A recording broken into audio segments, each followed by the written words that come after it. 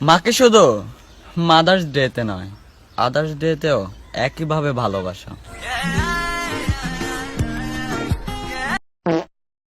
খুব আমাদেরকে খুব কালো লাগছে, আমরা কিন্তু এতটা কালো নই, আমরা কিন্তু পরিষ্কার ফ্যামিলি থেকে বিলং করি, ঠিক আছে? আমরা কিন্তু ফর্সা ফ্যামিলি থেকে বিলং করি। হ্যাঁ, এই যে এখানে আমাদের এই দাঁড়া দাঁড়া দাঁড়া এখানটা আমাদেরকে ফর্সা লেগেছে, বাট এইটুখানি ফর্সা আমরা নই, আমরা কিন্তু অনেকটাই ফেয়ার, আমরা ফেয়ার ফ্যামিলি থেকে বিলং করি।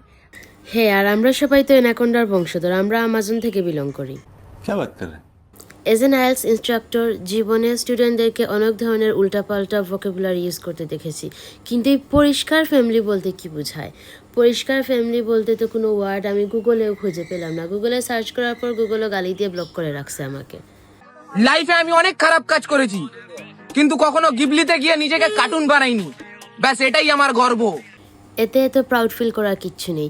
গিবলিতে মানুষদের কার্টুন বানানো হয়, যারা অলরেডি টম অ্যান্ড জেরিতে নিজের চুল দিয়ে ঝাড়ুর রোল প্লে করেছে, তাদের কার্টুন এখানে বানানো হয় না। তবে আর যাই হোক, ছেলেটা কিন্তু মানুষ, একেবারে মন্দ না।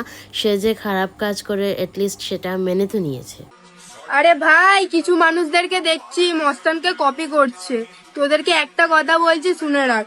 মস্তানের কপি ক্যাট হতে পারবি, কিন্তু মস্তানের মতন ব্র্যান্ড কোনোদিন হতে পারবি না। চল নিকাল। এক মিনিট, কি বললো? ব্র্যান্ড? আচ্ছা যাই হোক, বাদ দাও, বাচ্চা মানুষ, তারা নিজেদের মধ্যেই ব্র্যান্ড ব্র্যান্ড খেলা খেলে নেয় আর কি। কিন্তু ভাই এই প্রত্যেকটা ভিডিও শেষে আমাদেরকে এমনভাবে তাড়িয়ে দেয় যেন মনে হয় আমরা হাঁস মুরগির বাচ্চা। চল নিকাল। मैं गाली नहीं दे सकता, वरना मैं ऐसे ऐसे गाली दूं, ऐसे ऐसे गाली दूं ना, जिंदगी